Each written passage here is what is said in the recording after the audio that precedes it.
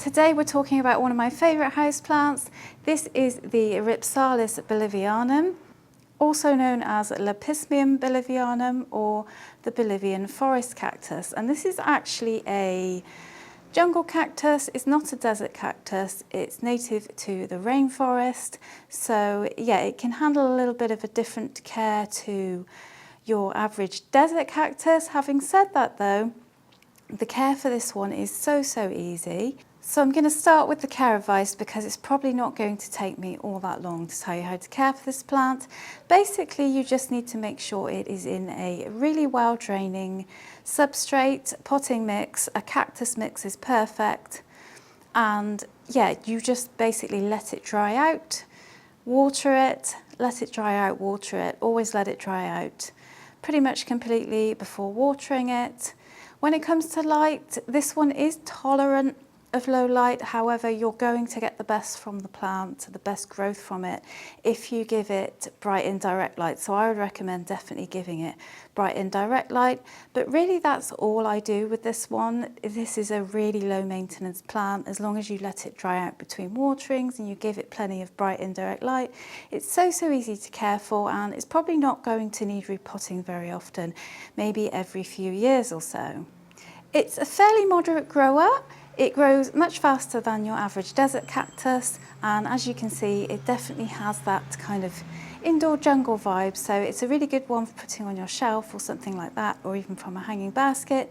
It's one of my favourite plants, as I say, and I could highly recommend this one, especially if you're the kind of plant parent that likes to just leave your plants to it and kind of have a really low maintenance plant that doesn't need much care. This one is really good and super easy to look after too. So next I'm going to show you how to propagate this plant, and it's actually super easy to propagate. I'm going to show you how to do it, and I'm also going to show you the results of propagation and how long it took and how I potted it up as well. The first thing I'd recommend to do is to water your mother plant the day before, taking the cuttings just so the leaves are nice and plump and hydrated, and then just select which vines you would like to take your cuttings from.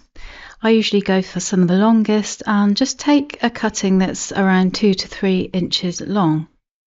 You make sure you use clean scissors or shears, and I'd recommend taking more than one cutting if you can. I'm going to be taking 4 because sometimes some of them don't take, so it's best to have a few just in case some of them are not successful. And just repeat until you have as many cuttings as you would like to take from your plant. Then I would recommend letting the ends callus over and dry.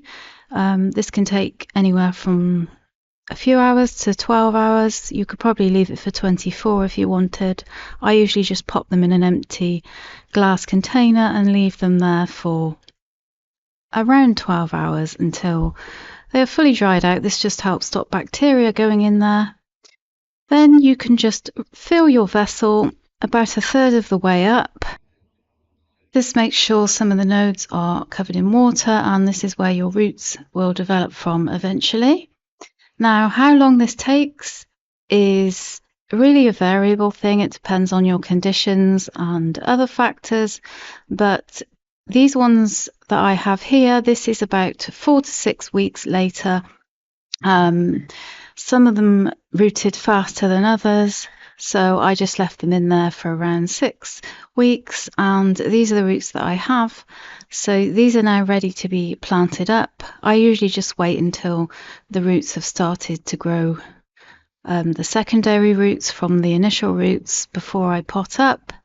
And then I'm just going to use quite a small pot because you don't want to give them too much space with them just being new and having a small root system. So try and get a pot that fits the roots. You don't want to go too big. And I'm using a well draining potting mix here. You can use any kind of cactus mix. I will also leave a link in the description to my soilless potting mix that I like to use. It's really easy to make yourself. And then just gently pat them in there. Fill it in around the edges, and when you pat them in, be very gentle. Don't compact it too much because this is an epiphytic cactus, so it doesn't want to be too compacted in. It likes a nice airy light soil. So just be really light with your patting in there. Then just give it some water and yeah, you have your new plant. And I'll just give you a quick update. It's been about, I'd say, a week since I potted this up, and here it is, looking nice and healthy. We haven't really had too much new growth yet, but that's okay because we've just potted it up. But yeah, really easy to propagate, really easy to care for, and yeah, this is definitely one of my favourite plants, and I really hope you enjoy it too. If you're wondering whether to get this plant, I definitely recommend it. It's great for all levels, and yeah, I've really enjoyed having this one, and it's fast becoming one of my all-time favourite plants. So now you know how to care for your Bolivian forest cactus, and you also know how to propagate it. I really hope that you found this video informative and it was helpful for you. And yeah, happy growing, and I hope your plant does really well for you and grows beautifully. And yeah, if you have any more questions, do leave them in the comments, and I'll see you in the next one. Take care.